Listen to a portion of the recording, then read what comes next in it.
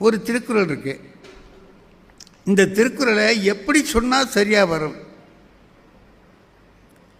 மனத்துக்கண் மாசு இளநாதல் அனைத்து அரண் ஆகுல நீர பிற. இதான் குறள். என்னங்க இதுக்கு கருத்து?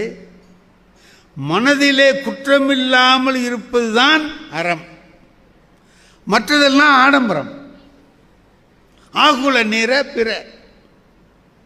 சரி, இதை எப்படி? நான் ஒரு கதை, ராமகிருஷ்ண பரமஹம்சர் ஒரு கதை சொல்லியிருக்காங்க. அந்த கதையை நினச்சி பார்க்குறேன், இதுக்கு பொருந்தி வர்ற மாதிரி இருக்குது. அதை நான் சொல்கிறேன். ஒரு 2 சாமியார் என்ன பண்ணுறான், இப்படி போகிறான். நடுப்புற ஆறு வருது. ஒரு குரு சாமி, ஒரு சிஷ்ய சாமி, 2 சாமி, பெரிய சாமி சின்ன சாமி.